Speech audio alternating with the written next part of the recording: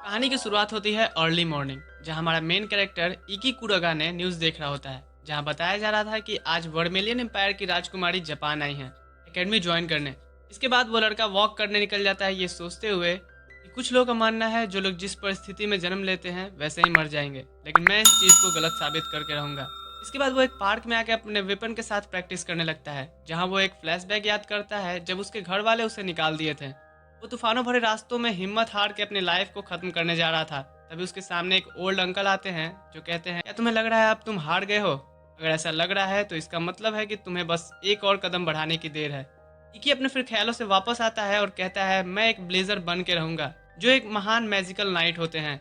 इसके बाद प्रैक्टिस पूरा करके वो अपने रूम में वापस आता है, जहां वो राजकुमारी वर्मिलियन को देखता है जो अपने कपड़े बदल रही थी। ईक्यू से कहता है कि चिल्लाना मत, मैं भी अपने कपड़े चेंज कर देता हूँ, हिसाब बराबर हो जाएगा। पर राजकुमार इसके जवाब में उसे एक खींच के रखती है।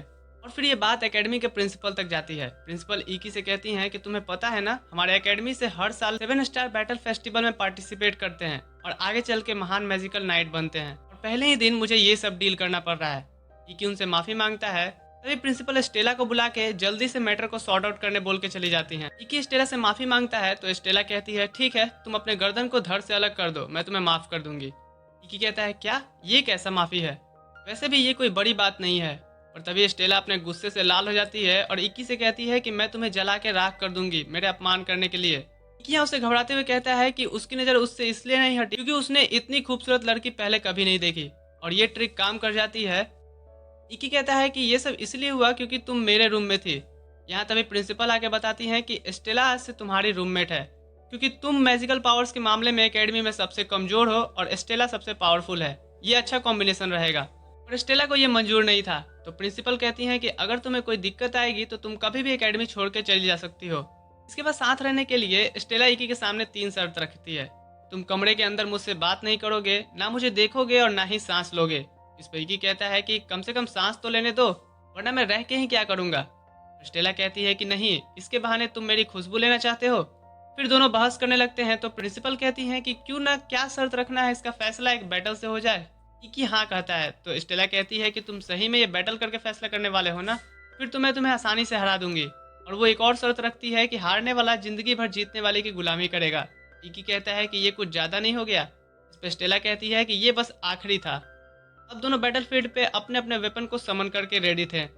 स्टेला अपने तलवार के टेम्परेचर के बारे में इकी को बताती है कि ये 3600 डिग्री सेल्सियस है, तो इससे बच के रहना। इसके बाद स्टेला इकी पे एक एक करके वार करने लगती है। इकी स्टार्टिंग के उसके सभी अटैक्स को डॉज कर देता है। इसके बाद वो उसकी अटैकिंग स्किल को कॉपी करके उस पर ही वार करने लगता है। उसे ऐसा करते देख स्टेला पूछती है कि आखिर वो ऐसा कैसे कर ले रहा है। इस पर इकी कहता है कि उसे बचपन से किसी ने कुछ भी नहीं सिखाया, इसलिए वो खुद ही चीज़ों को देख के सीखने लग गया, और वो अब किसी की भी फाइटिंग टेक्निक को देख के कॉपी कर सकता है।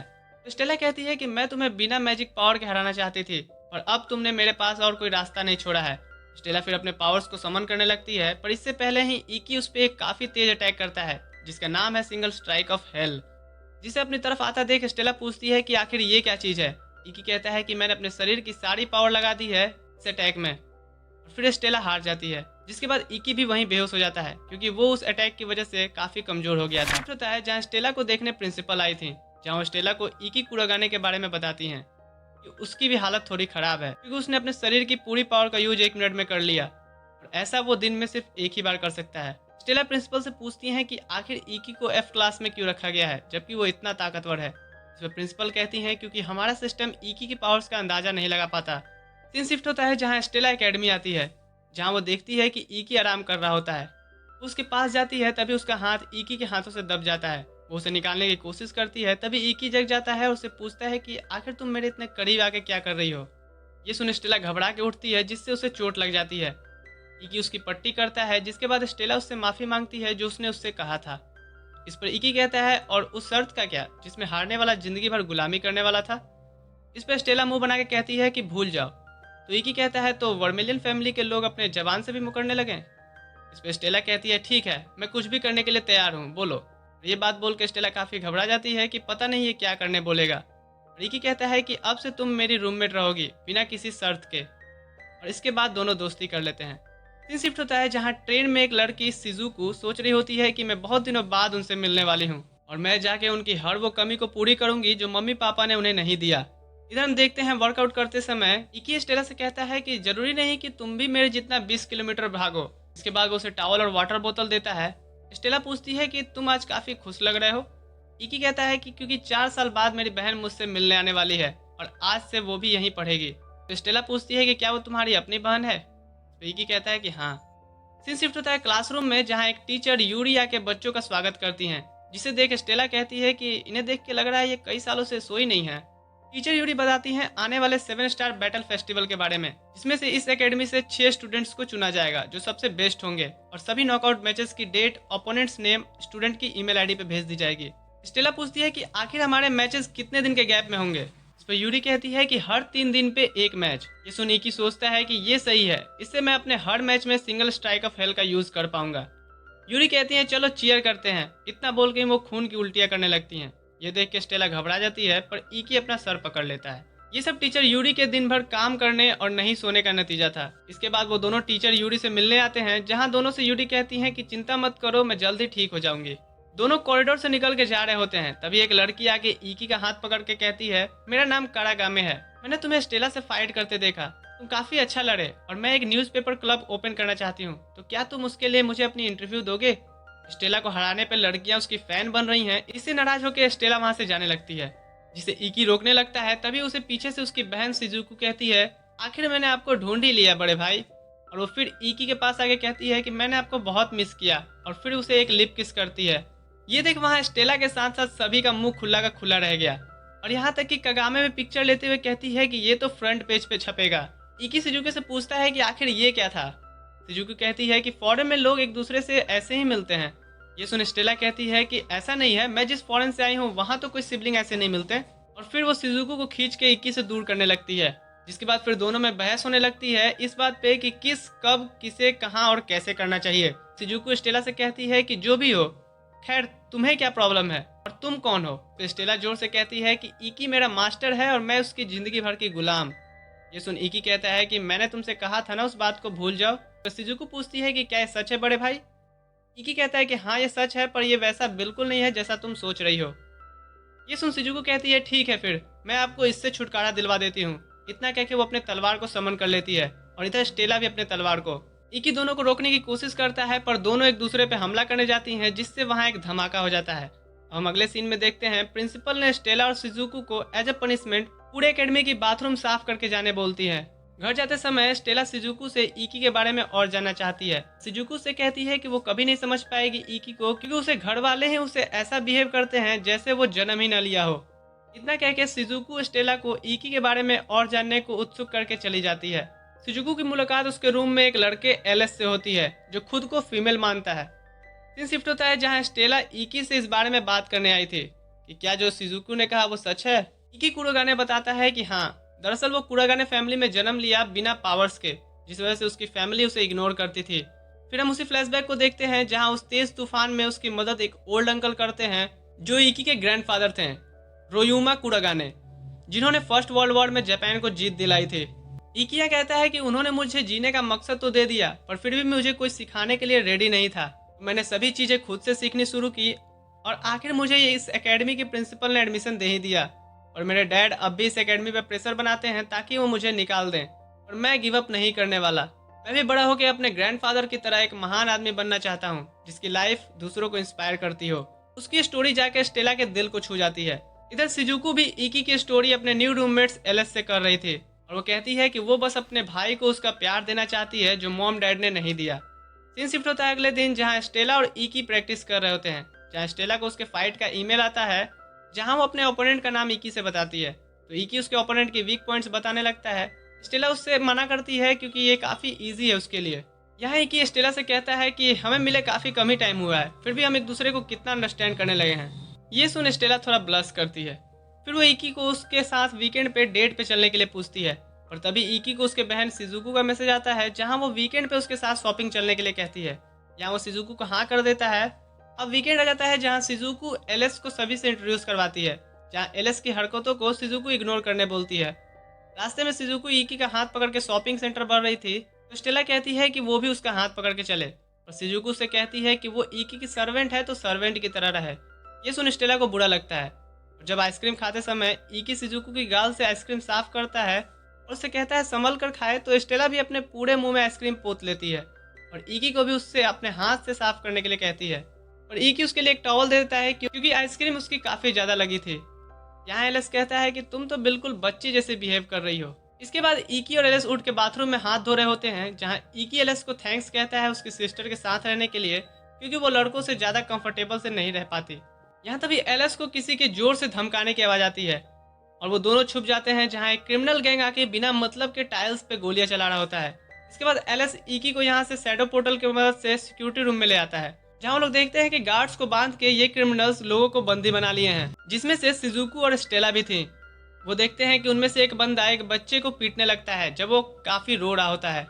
यहाँ शिजुको स्टेला से कुछ कहती है। इसके बाद स्टेला उस बच्चे को बचाने आगे आती है और अपने मैजिक का यूज करती है, जिससे उसे उनकी एक भी गोली नहीं लग रही थी। यहाँ उस क्रिमिनल गैंग का लीडर आता है और उस बच्चे की मॉम पे गन पॉइंट कर देता है, ये कहते हुए कि तुमने इसे तमीज नहीं सिखाया। ये देख स्टेला उसे छोड़ देने के लिए कहती है, तो उनका लीडर कहता है ओह एक वर्मेलियन, तो चलो इसके बदले में तुम मुझसे माफी मांग लो, वो भी नाक रगड़ के, तो मैं इसे छोड़ दूंगा। लेकिन स्टेला उस पर अपने पावर से अटैक करने बढ़ती है, जिससे उनका लीडर अपने एक हाथ से उसकी फायर को एब्जॉर्ब करके दूसरे हाथ में लगे डिवाइस से उसी पे वार कर देता है। अब यहाँ स्टेला उससे झुक के माफी मांगने जा रही होती है। इधर ये सब एलएस और ई की सीसीटीवी रूम में से देख रहे होते हैं, जहाँ ई की एलएस को जाने देने के लिए कहता है, पर एलएस उससे कहता है कि अपनी बहन पे भरोसा रखो। इधर शिजुको ऊपर से सभी हॉस्टेज पे एक मैजिकल कवर कर देती है, जिससे वो प्रोटेक्ट रहे। और फिर यहाँ ई की मिरर को तोड़ता हुआ उस गैंग के लीडर के उस हाथ को ही काट देता है जिसमें वो डिवाइस लगी थी। सब अब उनके कंट्रोल में था, पर तभी उस हॉस्टेज में से एक लड़की उठ के एक लेडी पे गन पॉइंट कर देती है, जो उन क्रिमिनल्स का ये प्लान बी था। वो इन सबको एक तरफ हो जाने के लिए कहती है, पर तभी कोई इनविजिबल पावर आके उस लड़की को बेहोश कर देता है। ये होता है इन्हीं की एकेडमी का एक स्टूडेंट किरीहारा। अब सीन शिफ्ट होता है एकेडमी में, जहाँ किरीहारा को कुछ लड़कियां पूछ रही थी, तुम्हें डर नहीं लगा अकेले उन गुंडों को खत्म करने में? शिजुको और स्टेला इस बात पे सहमत होते हैं कि उन्हें ये लड़का तो बिल्कुल पसंद नहीं है। इकी भी आके उसे थैंक्स कहता है क्योंकि उसने उसकी मदद की थी। किरीहारा कहता है पता नहीं तुम जैसे कमजोर लोग को जगह दे के एकेडमी अपनी सीट क्यों बर्बाद करती है। इसके बाद किरीहारा उसे अपने मेल चेक करने बोलता है, जिसमें इकी का पहला फाइट किरीहारा से ही होना था। टाइम आ गया था थोड़े एक्शन का, जहां स्टेला का पहला फाइट एक मेटल बॉडी से था, जिसे स्टेला अपने तलवार के टेम्परेचर को बढ़ा के उससे गिव अप करवा देती है और आसानी से विन कर जाती है। इसके बाद हम देखते हैं स्टेला शावर ले रही होती है, तो शिजुको और एलएस उससे सुनाते हुए कहते हैं कि स्टेला को कितना कमजोर ओपोनेंट मिला था ना। इसके बाद हम देखते हैं इकी सुबह से बैठ के पिछले साल के किरीहारा के सभी फाइटिंग के वीडियोस देख रहा होता है। तभी यहाँ स्टेला आती है और कहती है कि वो तो इनविजिबल होकर अटैक करता है ना। इस पर इकी कहता है कि हाँ, पर उसने उसका भी तोड़ निकाल लिया है। सीन शिफ्ट होता है जहाँ एलएस इकी को मिलने बुलाया था। वो उसे किरीहारा और इकी के बीच के पिछले साल क्या हुआ था ये पूछना चाहता था। यहाँ इकी उससे बताता है कि जो इस एकेडमी में पहले प्रिंसिपल था, वो और मेरे डैड मुझे एकेडमी से निकालने के लिए किरीहारा का इस्तेमाल किए थे, जहाँ वो मुझसे बिना मतलब के लड़ाई करता, अपने पावर्स का यूज करता मुझ पे, ताकि मैं फाइट बैक करूँ और उन्हें एक रीजन मिल जाए मुझे एकेडमी से निकालने का। और मैंने ऐसा कुछ नहीं किया और ये सिलसिला तब तक चलता रहा जब तक न्यू प्रिंसिपल नहीं बन गई। यहाँ एलएस भी इकी के स्ट्रगल्स और पेशेंस को दाद देता है और उसके फाइट के लिए उसे गुड लक कहता है। फाइट का दिन आ जाता है जहाँ इकी फाइट के कॉन्ट्रैक्ट को साइन कर रहा होता है, जिसमें लिखा था कि उसकी जान भी खतरे में पड़ सकती है। तभी यहाँ एक डीमन प्रिंसेस नेने आती है, जो प्रिंसिपल की एक फ्रेंड है, और वो इकी से कहती है कि अगर तुम चाहो तो मैं तुम्हें कुछ सिखा सकती हूँ। और तभी यहाँ पे प्रिंसिपल आती हैं और नेने को पकड़ के ले जाती हैं, क्योंकि उन्हें एक सुपरवाइजर की जरूरत थी। अब लड़कों के एक्शन का टाइम आ चुका था और यहाँ किरीहारा स्टार्टिंग से ही इनविजिबल होके इकी पे अटैक करने लगता है। और शुरू में तो इकी उसके एरोस को देख के डॉज करता है, पर बाद में किरीहारा अपने पावर्स को बढ़ा लेता है और अपने एरोस को भी इनविजिबल कर लेता है, जिसके बाद वो इकी पे दाएं बाएं ऊपर नीचे सभी तरह से लगातार वार करने लगता है, जिससे इकी काफी घायल हो गया था। यहाँ किरीहारा उसका फिर से मजाक बनाते हुए कहता है कि तुमने नई प्रिंसिपल के सिफारिश से एकेडमी में एडमिशन तो ले लिया, पर ग्रेजुएट कैसे होगे, क्योंकि उसके लिए तो तुम्हें 7 स्टार फेस्टिवल में क्वालिफाई होना होगा। और जरा देखो तो तुम अपने आप को, एक F क्लास के हो। स्टेला वर्मेलियन से भी तुम किस्मत से ही जीते थे, जिससे अब कुछ ऑडियंस में से भी सब इकी का मजाक बनाने लगते हैं। ये सुन स्टेला उठती है और गुस्से से सभी को शांत रहने बोलती है, और वो फिर इकी से कहती है कि अब उठ भी जाओ बेवकूफ़, और इन्हें दिखा दो कि तुम में गिव अप ना करने की जिद है। ये सुन इकी हिम्मत करके उठता है और अपने आप को एक पंच मारते हुए कहता है थैंक्स स्टेला। यहाँ किरीहारा कहता है कि देखो तो लगता है ये पागल हो गया है, अगर गिव अप नहीं करोगे तो फिर तो तुम मरने वाले हो। उस पर फिर वार करने लगता है, पर तभी इकी अपने सिंगल स्ट्राइक ऑफ हेल का यूज करता है और किरीहारा के टाइमिंग और पैटर्न्स को ऑब्जर्व करके और उस पर काफी जोरदार एक के बाद एक उसके वार को डॉज करते हुए अटैक करता है। और 1 मिनट के अंदर किरीहारा की नाक इकी के तलवार के ठीक आगे थी। ये देख किरीहारा वहीं बेहोश हो जाता है और इकी विनर अनाउंस होता है और single strike of hell use करने की वजह से वो भी वहीं बेहोश होकर गिर जाता है। सीन शिफ्ट होता है जहाँ इकी के बेड के बगल में स्टेला होती है जो उसका केयर कर रही होती है। यहाँ इकी होश में आते हैं स्टेला से कहता है कि वो उसे पसंद करता है और पहले स्टेला थोड़ा नाराज होती है कि वो ये बात इतने देर से क्यों बोला, और फिर वो अपनी सेम फीलिंग भी उसके आगे रखती है। यहाँ इकी कहता है कि वो दोनों एक दूसरे को बेस्ट नाइट बनाने में हेल्प करेंगे और इन फ्यूचर उनकी किसी कंपटीशन में फाइट भी होगी। यहाँ स्टेला कहती है फिर तो मैं तुम्हें बिल्कुल भी नहीं जीतने देने वाली हूँ।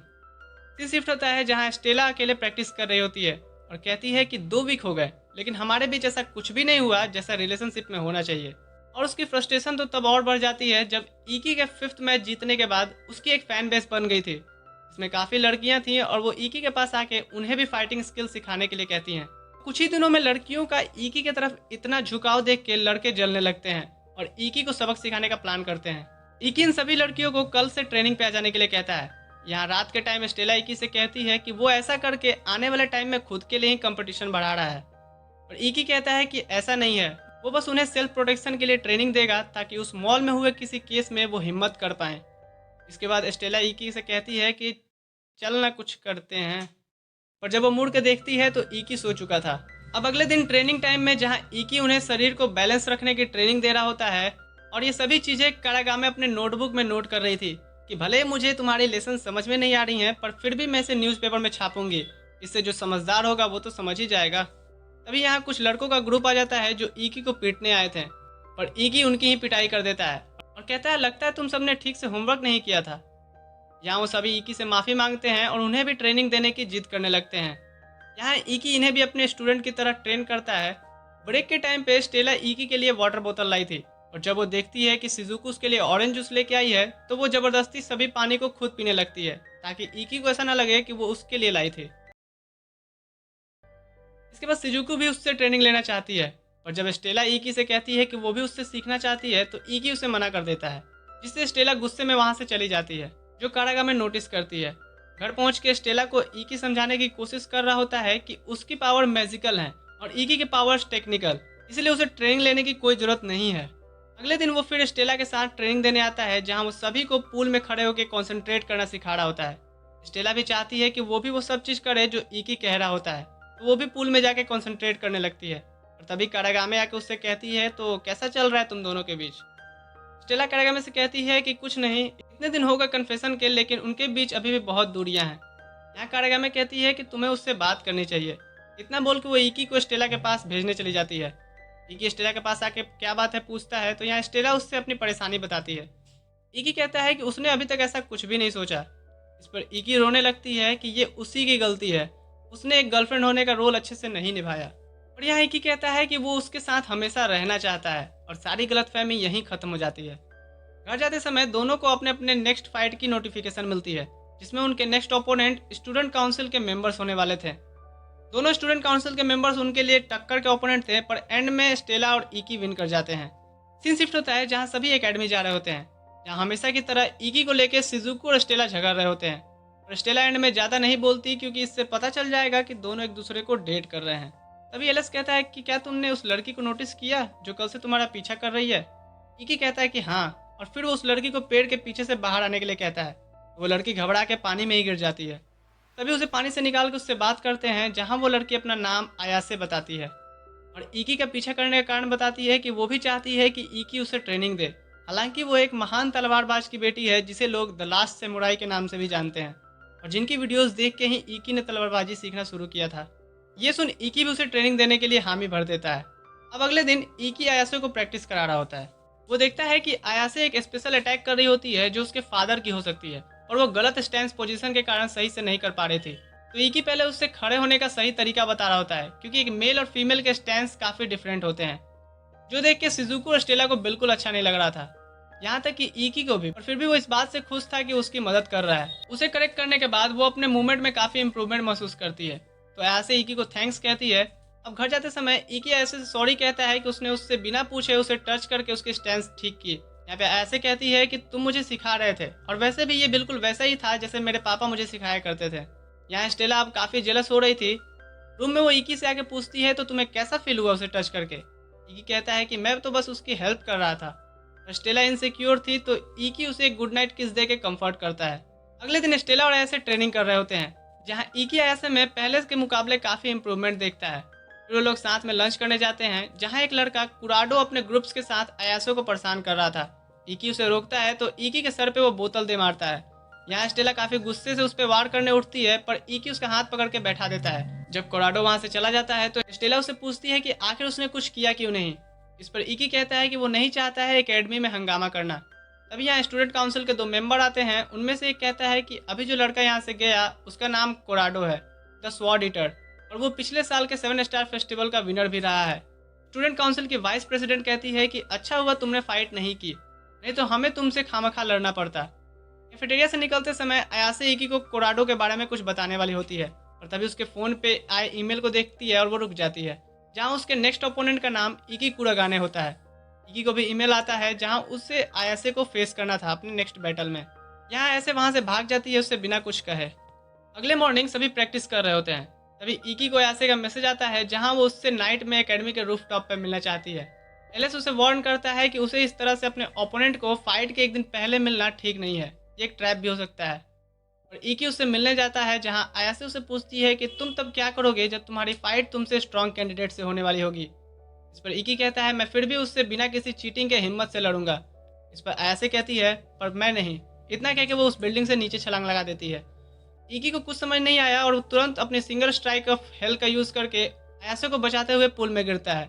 बाहर आने पे अयासे इकी से कहती है कि आखिर उसने इकी का ट्रम्प कार्ड यूज करवा ही दिया, और अब तुम 24 घंटे से पहले खुद को रिकवर नहीं कर पाओगे, जिससे तुम अब सिंगल स्ट्राइक ऑफ हेल का यूज नहीं कर सकते, और फाइट स्टार्ट होने में अब कुछ ही घंटों का देर है। यहाँ इकी अयासे से पूछता है कि आखिर उसका ये फाइट जीतना इतना इंपॉर्टेंट क्यों है, और अयासे उससे कुछ नहीं कहती और यहाँ से चली जाती है। रूम आके स्टेला से वो सारी बातें बताता है, तो स्टेला कहती है कि मुझे तो पहले से ही उस पर शक था। सीन शिफ्ट होता है, जहाँ इकी अपने आप को आराम दे रहा होता है, यहाँ शिजुको, एलिस और स्टेला भी थे। अभी यहाँ एकेडमी के प्रिंसिपल आती हैं और इकी के पूछने पे वो बताती हैं अयासे के बारे में कि वो क्यों बाई हुक और क्रूक फाइट को जीतना चाहती है। दरअसल उसके डैड अयात्सुजी, जिन्हें लास्ट सैमुराई के नाम से भी जाना जाता है, उन्हें कोराडो ने 1 वर्सेस 1 बैटल के लिए चैलेंज किया था, जहाँ हारने पे उसने अयात्सुजी के डोजो, जो कि सैमुराई के लिए उसकी प्राइड होती है, उस पर कब्जा कर लिया। फिर इसके बाद अयात्सुजी ने उस फाइट के बाद से कभी तलवार नहीं उठाई, और अयासे को लगता है कि 7 स्टार बैटल फेस्टिवल में क्वालिफाई करने से वो स्ट्रांग बन जाएगी और फिर कोराडो को चैलेंज करके अपने पिता के डोजो को वापस ले आएगी। अब सीन शिफ्ट होता है, जहाँ इकी और अयासे बैटल एरिना में एंटर करते हैं और दोनों अपने अपने वेपन को समन कर लेते हैं। जहाँ ये बैटल में कमेंट्री करने टीचर यूरी भी आई थी, ढेर सारा खून लेके। खैर बैटल स्टार्ट होता है और अयासे इकी पे स्टार्टिंग से ही चीटिंग करने लगती है। दरअसल उसने पहले से ही एरिना में मैजिक से ट्रैप लगा रखे थे, और वो इकी को सिर्फ अपने तलवार को टच करके ही घायल किए जा रही थी। इकी ये नोटिस कर लेता है और फिर वो और ज़्यादा कंसंट्रेट करने लगता है। मिस यूरी अयासे की चीटिंग को इसलिए इग्नोर कर रही थी क्योंकि इकी ने कहा था कि अयासे मेरी दोस्त है, और मैं अगर ये बैटल हार भी गया तो फिर भी मैं 7 स्टार कंपटीशन में बना रहूंगा। अयासे के लिए ये नॉकआउट मैच होगा। इकी अयासे से कहता है कि अगर उसे सच में एक काबिल नाइट बनना है तो उसे अपनी स्किल और स्ट्रेंथ का यूज करना चाहिए, ना कि चीटिंग का। नहीं तो वो कामयाब तो हो जाएगी लेकिन कभी काबिल नहीं बन पाएगी। और यहाँ अयासे पे तो जीतने का भूत सवार था।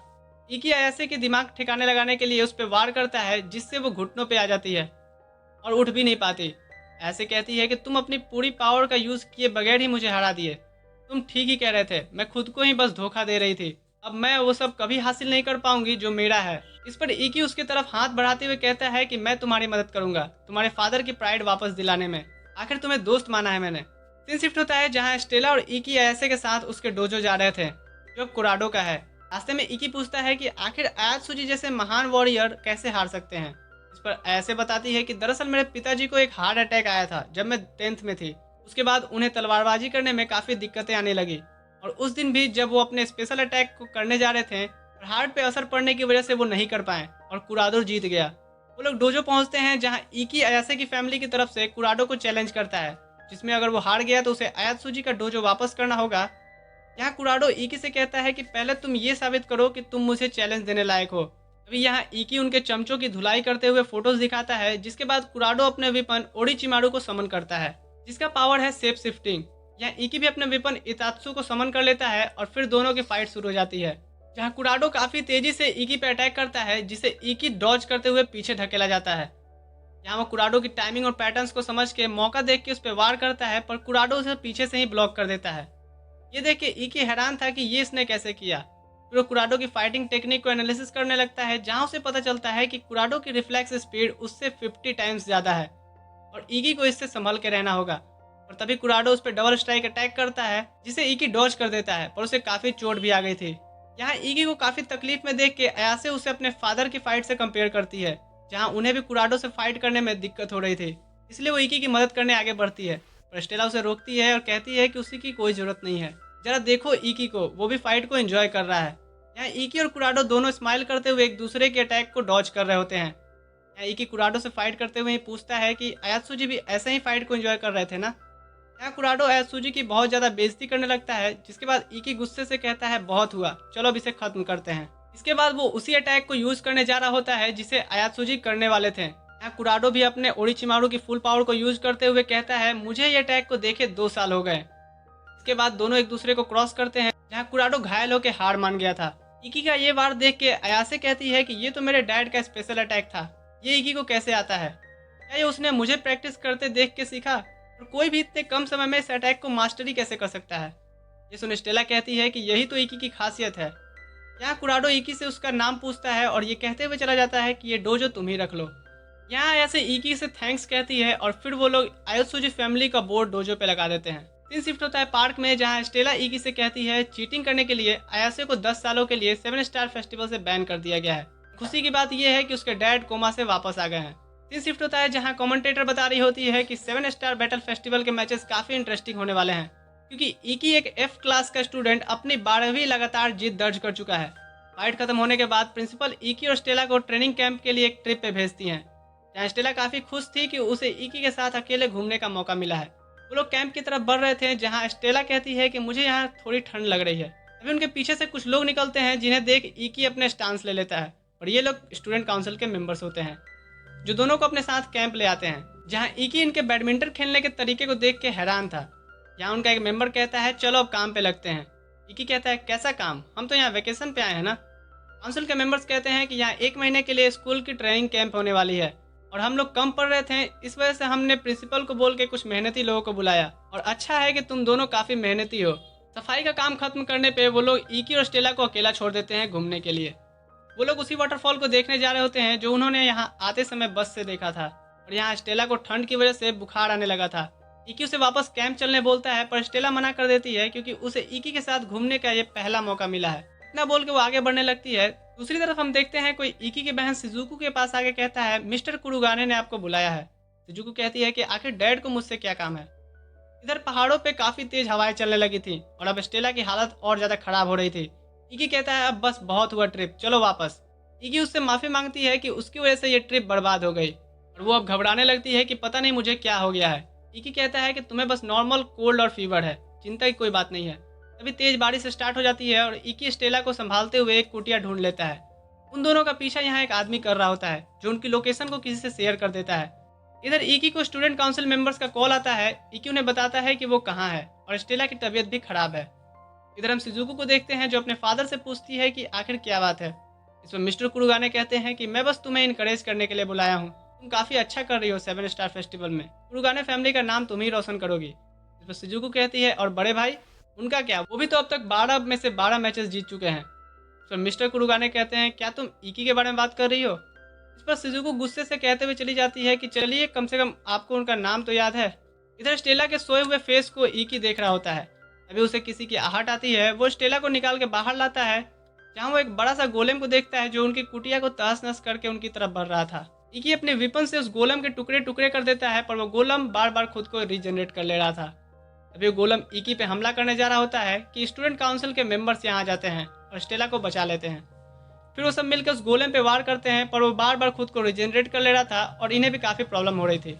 तभी यहाँ स्टूडेंट काउंसिल की प्रेसिडेंट टोका टोडो आ जाती है और अपने लाइटनिंग पावर रैकेडी का यूज करके उस गोलेम पे वार करती है, जिससे एक तेज बिजली जाके गोलेम और उसके कंट्रोल करने वाले पे गिरती है, जिसके बाद वो नष्ट हो जाता है। यहाँ इकी कहता है तो ये है एकेडमी की सबसे तलवारबाज नाइट। सीन शिफ्ट होता है जहां हम शिजुको को देखते हैं जो अपने ईमेल को देख के कहती है अब मजा आएगा, जहां उसके नेक्स्ट ओपोनेंट का नाम लिखा था टोका टोडो। सीन शिफ्ट होता है जहां इकी, एलएस और स्टेला बात कर रहे होते हैं कि कल के हमले के पीछे आखिर कौन हो सकता है। इकी यहाँ कहता है कि प्रेसिडेंट ने काफी आसानी से उस गोलेम को हरा दिया था। शिजुको का नेक्स्ट फाइट प्रेसिडेंट टोका टोडो से ही है। एलएस पूछता है कि आखिर वो बात विचार में कैसी है। इकी कहता है कि हमें उससे बात करने का मौका ही नहीं मिला। जो भी हो वो शिजुको के लिए एक टफ ओपोनेंट रहने वाली है, क्योंकि शिजुको वाटर मैजिक यूज करती है और टोका टोडो लाइटनिंग। इसलिए मैं उसकी फिक्र कर रहा हूँ कि वो कल क्या स्ट्रेटजी यूज करेगी। एलएस आके शिजुको से बताता है कि कैसे इकी उसकी फिक्र कर रहा था, क्योंकि टोका टोडो के पास रैकेरी की पावर है। तो शिजुको कहती है कि मुझे हर हाल में जीतना होगा, क्योंकि मैं ये साबित करना चाहती हूँ कि मैं बड़े भाई की केयर करने लायक हूँ। सीन शिफ्ट होता है बैटल अरीना में। दोनों ओपोनेंट एक दूसरे के आमने सामने थे और कोई भी पहला अटैक नहीं कर रहा था। ये देख स्टेला इकी से पूछती है तो इकी कहता है कि टोका टोडो क्लोज फाइट में अच्छी है और शिजुको लॉन्ग में, इसलिए टोका टोडो पहले फायर नहीं दे रही। तभी शिजुको उस पर लॉन्ग रेंज से अटैक करती है, जिससे टोका टोडो अपनी लाइटनिंग की मदद से बच जाती है। फिर शिजुको टोका टोडो के एक पैर को जमा देती है और उसके ऊपर बहुत बड़ा आइस का अटैक मारती है और प्रेसिडेंट टोका टोडो बड़े स्टाइल्स के साथ अटैक से बच जाती है। इधर तभी वो अचानक से लाइटनिंग के स्पीड से आके शिजुको पे हमला करती है, जिससे वो बच तो जाती है पर उसे काफी चोट आ जाती है। शिजुको इस बात से हैरान थी कि वो मेरे इतने क्लोज कैसे आ गई, मैं तो हर वक्त उस पर नजर रखी हुई थी। कि प्रेसिडेंट के इस हमले के बारे में बताता है कि ये मैंने मिस नेने को करते देखा है। अभी यहाँ मिस नेने अपने कमेंट्री छोड़ के आ जाती हैं और कहती हैं कि हाँ, और इस अटैक का नाम है युकाशी। इकी कहता है कि आखिर एक स्टूडेंट इस टेक्निक को कैसे अच्छे से कर पा रहा है। अभी यहाँ प्रिंसिपल आती हैं और नेने को पकड़ के वापस कमेंट्री करने ले जाती हैं। यहाँ फिर स्टेला के साथ साथ सभी शिजुको का हौसला बढ़ाने लगते हैं। अभी यहाँ स्टूडेंट काउंसिल के मेंबर भी कहते हैं कि शिजुको ने काफी टाइम तक प्रेसिडेंट को संभाल के रखा है। इधर प्रेसिडेंट के हमलों को शिजुको अपने क्लोन्स बना के डॉज कर रही होती है और तभी प्रेसिडेंट रैकेडी पावर का यूज करती है, जिससे शिजुको के सारे क्लोन्स नष्ट हो जाते हैं और वो भी बेहोश होकर गिर जाती है। सीन शिफ्ट होता है जहाँ एलएस, इकी और स्टेला शिजुको को देखने आए थे, जो हॉस्पिटल में रेस्ट कर रही होती है। वो कहते हैं कि तुमने काफी अच्छा फाइट किया। तो शिजुको कहती है पर इसका कोई मतलब नहीं, क्योंकि मैं हार गई, इसलिए मुझे आप सब अकेला छोड़ दो। इकी और स्टेला के जाने के बाद एलएस उसे गले लगाते हुए कहता है कि अब स्ट्रांग बनने का नाटक बंद भी करो, तुम्हारा भाई तुम्हें छोड़ के कहीं नहीं जाने वाला। सीन शिफ्ट होता है जहां हम देखते हैं मिस्टर कुरुगाने को, जिसके पास वही आदमी खड़ा था जो गोलेम से हमला करवाया था। यहाँ वो कहता है कि शिजुको तो अब हार गई है, तो अब इकी का क्या करना है। इस पर मिस्टर कुरुगाने कहते हैं कि जो करना है अब तुम करो, मैं सब तुम पे छोड़ता हूँ। सीन शिफ्ट होता है बैटल अरीना में, जहाँ स्टेला अपने ओपोनेंट को अपने फायर पावर से हरा देती है और ये उसकी 14 आउट ऑफ 14 विक्ट्री है। इसके बाद वो इकी के साथ किए वादे को याद दिलाती है, जहां इकी भी उसे कहता है कि हाँ मुझे याद है, और दोनों एक मोमेंट को एंजॉय करते हैं। तभी यहाँ कोई इनकी फोटो क्लिक कर लेता है। अब सीन शिफ्ट होता है प्रिंसिपल के पास, जहाँ इकी को बुलाया गया था, जहाँ वो उस आदमी का फोटो दिखाते हुए इकी से पूछती है कि क्या तुम इसे जानते हो। यह है अकाजा, जो कि तुम्हारे फैमिली का सेक्रेटरी के साथ साथ इथिक्स कम्युनिटी का प्रेसिडेंट भी है, और ये आजकल तुम पे स्पाई करवा रहा है। इकी कहता है कि वो मुझे हमेशा से ही पसंद नहीं करता था, अगर कोई एकेडमी पे बात आएगी तो आप कह दीजिएगा, मैं इसे लीव कर दूंगा। इस पर प्रिंसिपल कहती हैं कि तुम मेरी जिम्मेदारी हो, मैं पता लगाती हूँ कि क्या मामला है। इसके बाद हम इकी और स्टेला को देखते हैं, जो स्टूडेंट काउंसिल के मेंबर्स के बुलाने पे मिलने आए थे, जहां उन्हें टोका टोडो काउंसिल की प्रेसिडेंट खुद को इंट्रोड्यूस करवाती है और उससे मिल के स्टेला और इकी सोचते हैं कि ये पावरफुल होने के साथ साथ कितनी फ्रेंडली भी है। वो लोग फिर उनके साथ एक फेडरेशन में आ जाते हैं, जहाँ एक मेंबर इकी से बताता है कि प्रेसिडेंट अक्सर टाइम मिलने पर इन बच्चों से मिलने आती हैं। यहाँ बच्चे स्टेला के खूबसूरत बालों को देख उससे उनके साथ खेलने के लिए कहते हैं। इधर खाना बनाते समय इकी टोका टोडो से उसकी टेक्निक के बारे में पूछता है, तो वो बताती है कि मैं आंख बंद करके अटैक की वेव को महसूस कर सकती हूँ। इकी कहता है कि हाँ, और तुम्हारी लाइटनिंग स्किल इससे और ज़्यादा एडवांस बनाती है। यहाँ उनमें से एक मेंबर इकी को बताता है कि प्रेसिडेंट ने काफ़ी बच्चों को संभाला है, जिसमें से एक मैं भी हूँ। इकी टोका टोडो से पूछता है तो वो बताती है कि मैं इन बच्चों को वो प्यार देना चाहती हूँ जो किन्हीं कारणों से इनके मॉम डैड नहीं दे पाए। सीन शिफ्ट होता है जहाँ स्टेला और इकी एकेडमी लौट रहे थे, जहाँ उन्हें शिजुको, एलएस और कारागामे मिलते हैं, जो उन्हें न्यूज़पेपर दिखाते हैं जिसमें इकी और स्टेला के किसिंग फोटो के साथ लिखा था प्रिंसेस स्टेला का एकेडमी में इकी के साथ अफेयर। तभी यहाँ काजा आता है और इकी से कहता है कि तुम्हें मेरे साथ चलना होगा, क्योंकि इथिक्स कम्युनिटी ने तुम्हें सफाई देने के लिए बुलाया है। यहाँ इकी स्टेला को आश्वासन दिलाता है और एलएस के साथ जाने कहता है। सीन शिफ्ट होता है जहाँ हम जापानीज हेडक्वार्टर में इकी को देखते हैं, इसमें अकाजा के साथ साथ दो लोग और थे और उसके और प्रिंसेस के रिलेशनशिप के बारे में पूछते हैं। इस पर इकी कहता है कि वो प्रिंसेस की रिस्पेक्ट करता है और वो दोनों एक दूसरे से प्यार करते हैं, उन्होंने ऐसा कोई भी काम नहीं किया जो इलीगल हो। इधर हम स्टेला के एक और फाइट को विन करते देखते हैं, पर कुछ ऑडियंस उस रूमर्स के बारे में बात करने लगते हैं, जिससे स्टेला थोड़ी अपसेट हो जाती है। इसके बाद हम देखते हैं जहाँ सभी स्टूडेंट बात कर रहे होते हैं कि अकाज़ा इकी को फंसाने के लिए हर मुमकिन कोशिश करेगा। स्टेला इस पर रोते हुए कहने लगती है कि ये सब उसकी गलती है, इसलिए वो अब इकी से रिलेशन नहीं रखेगी। यहाँ शिजुको उस पर अपने वाटर पावर उसके मुंह पे मारते हुए कहती है कि भैया वहाँ अपने प्यार को सच्चा साबित करने में लगा है और तुम हो कि उसे धोखा देने की बात कर रही हो। स्टेला कहती है कि मेरा वो मतलब नहीं था। इधर इकी को हेडक्वार्टर में ही रखा गया था, यहाँ तक कि उसे किसी से मिलने भी नहीं दिया जाता था। फाइट के दिन ही उसे रिलीज किया जाता था और फाइट विन करने के बाद डेली उसकी हियरिंग होती है। वो फिर अपने फादर से बात करना चाहता है, अकाज़ा मना कर देता है, पर तभी उसे एक मैसेज आता है जिसके बाद इकी अपने फादर से मिलता है जहां वो कहते हैं कि तुम काफ़ी अच्छा कर रहे हो। इस पर इकी कहता है कि मुझे तो लगा था कि आप मुझे अपना बेटा ही नहीं मानते। इस पर मिस्टर कुरुगाने कहते हैं कि बेटे तो तुम हो, दिक्कत इस बात की है कि अगर तुम्हारे जैसे यूजलेस लोग जो कोई भी पावर्स के साथ जन्म नहीं लेते वो अगर कामयाब होने लगे, जिसमें प्रिंसेस को पाना भी शामिल है, लोग उन्हें ही फॉलो करने लगेंगे, फिर हमारी ऑर्गेनाइजेशन कैसे चलेगी। मैं हमेशा से चाहता था कि तुम अपनी लाइफ में कुछ भी हासिल ना करो और तुम मेरी उम्मीदों पे खड़ा नहीं उतरे। अपने पिता के मुंह से उसके बेटे के लिए ऐसी बात सुन के इकी पूरा टूट सा जाता है और रोने लगता है। एक दिन मिस यूरी इकी से मिलने आती हैं, जहाँ गार्ड्स उन्हें मिलने से रोक रहे होते हैं, और तभी यहाँ यूरी खून की उल्टी करने लगती हैं और इसी बीच में वो एक लेटर इकी के पॉकेट में डाल देती हैं, जिसके बाद फिर उसे अलग कर दिया जाता है। इकी कमरे में आके उस लेटर को देखता है जो स्टेला ने अपने बाल के टुकड़े के साथ भेजा था। ये चीज इकी को हिम्मत देती है कि वो इस लड़ाई में अकेला नहीं है। इकी फिर एक एक करके अब अपने single strike of hell power का यूज करके सारी फाइट जीत के अब लास्ट फाइट तक पहुंच गया था, और कस्टडी में होने की वजह से वो काफी थकान और कमजोरी महसूस करने लगा था। अब हियरिंग का 19वां दिन था और जहां उसे अकाज़ा बताता है कि उसकी अब लास्ट फाइट होने वाली है टोकाटोरो द लाइटनिंग गर्ल से, और अगर तुम ये फाइट जीत जाते हो तो तुम्हें छोड़ दिया जाएगा, लेकिन अगर तुम हार गए तो तुम्हें मैजिकल नाइट कभी नहीं बनने दिया जाएगा। दिन शिफ्ट होता है जहां हम शिजुको को देखते हैं जिसे टोकाटोरो कहती है कि वो अपने भाई का फॉर्म फाइटिंग से विड्रॉ करा ले, क्योंकि वो इस कंडीशन में नहीं है कि फाइट करे। शिजुको इस बारे में एलएस से बात करने जाती है, जहाँ एलएस कहता है कि शिजुको ही फैमिली में एक लौती ऐसी है जिस पर इकी भरोसा करता है, इसलिए वो जो भी करे इकी की खुशियों को ध्यान में रख के करे। सीन शिफ्ट होता है फाइनल बैटल के दिन, जहां बाकी सभी का फाइनल बैटल खत्म हो चुका था और सभी बेसब्री से वेट कर रहे होते हैं इकी और टोकाटोरो के फाइट का। पूरे फाइट को इंटरनेशनली लाइव ब्रॉडकास्ट किया जा रहा था। यहाँ प्रिंसिपल के साथ द लास्ट सैमुराई भी आए थे फाइट को देखने के लिए। तभी पीछे से अकाज़ा हंसते हुए कहता है कि कहीं ये फाइट कैंसिल ना हो जाए। प्रिंसिपल देखती हैं कि इकी अभी तक नहीं आया, तो वो अकाज़ा से कहती हैं कि इकी को यहाँ तक लाने का जिम्मेदारी उसका था। इस पर अकाज़ा कहता है कि वो तो बहुत पहले ही निकल चुका था। इधर हम इकी को देखते हैं जो पैदल चल के आ रहा होता है, जो काफ़ी तकलीफ में था।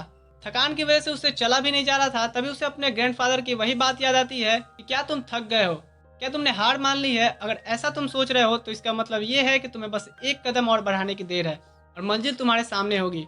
यही सोचते हुए इकी आगे बढ़ते जा रहा होता है। तभी उसे एक लाइट दिखती है। वो आंखें खोलता है तो वो शिजुको के बाहों में था, जहां वो इकी से फाइट ना करने के लिए कहती है। और फिर वो कहती है कि क्योंकि आपके चेहरे पे स्माइल और एक नई जिंदगी इस एकेडमी ने ही दी है, तो वो उसे नहीं रोकेगी। इधर सभी लोग उसे चीयर करने बाहर आते हैं, जहां स्टेला भी थी, जो अपनी फाइनल बैटल जीत गई थी और 7 स्टार फेस्टिवल में अपना प्लेस पक्का कर लिया था। ये देख के इकी को की अपने वादे याद आते हैं कि दोनों एक दूसरे को बेहतर नाइट बनाएंगे और उसके लिए मुझे भी जीतना होगा। फाइनल बैटल स्टार्ट होने से पहले एलएस भी यहाँ आता है और सभी को बताता है कि वो भी अपनी फाइट जीत के 7 स्टार बैटल फेस्टिवल में जगह पक्की कर लिया है और अब वो भी बैठ के इकी का फाइट देखेगा। इधर दोनों इकी और टोकाटोरो एक दूसरे के आमने सामने थे। टोकाटोरो अपना वेपन समन करते हुए कहती है कि उसे इस बात का अफसोस रहेगा कि वो उसे ऐसी हालत में हरा रही है। इस पर इकी भी अपने वेपन को समन कर लेता है और कहता है कि अगर ऐसा है तो मुझे हरा के दिखाओ। इसके बाद इकी अपने single strike of hell power का यूज स्टार्टिंग में ही करने लगता है। टोकाटोरो सोच रही होती है कि उसे बस इस अटैक को डॉज करना है और वो ऐसा कर लेगी तो वो आसानी से जीत जाएगी, इसलिए वो भी अपने पूरी पावर का यूज करती है जिससे वो उसके आने वाले अटैक को रोक सके। और इकी 1 सेकंड के अंदर ही अपने पूरी पावर को लगा के उसकी तरफ बढ़ता है और टोकाटोरो वहीं जमीन पर अचेत गिर जाती है। ये देख अकाज़ा को विश्वास नहीं हो रहा था कि इकी ने 1 सेकंड में लाइटनिंग गर्ल टोकाटोरो को कैसे हरा दिया।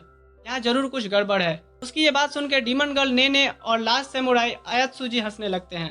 आयात्सुजी बताते हैं कि उसने अपनी पावर को 1 मिनट की जगह 1 सेकंड में ही यूज कर लिया, जिससे वो काफी इंटेंस हमला कर पाया। अब यहाँ अकाज़ा गुस्से में आके फिर इकी को मारने बढ़ता है, जो अपने फिस्ट को ऊपर करके विक्ट्री डिक्लेयर कर रहा होता है। अभी यह स्टेला आके अकाज़ा को मार के दूर भेज देती है, इकी को कांग्रेस करती है। इसके साथ साथ वो पूरे लाइव ब्रॉडकास्ट के सामने इकी को मैरिज के लिए प्रपोज करती है।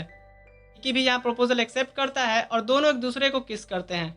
फिर हम मिस्टर कुरुगाने को देखते हैं, जहाँ उन्हें वर्मेलियन प्रिंसेस स्टेला के डैड का कॉल आता है और वो कहते हैं कि मुझे उम्मीद है कि आपको ये शादी मंजूर होगी। सीन शिफ्ट होता है अब कुछ दिनों बाद, जहां प्रिंसेस अनाउंस करती हैं 6 स्टूडेंट्स के नाम जो 7 स्टार बैटल फेस्टिवल के लिए जाने वाले हैं, जिसमें एलिस, स्टेला और हमारा हीरो इकी कुरुगाने है।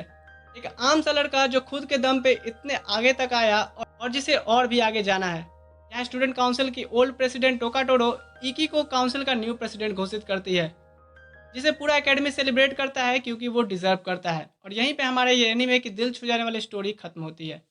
तो मिलता हूँ आपसे अगली वीडियो में, तब तक के लिए गुड बाय।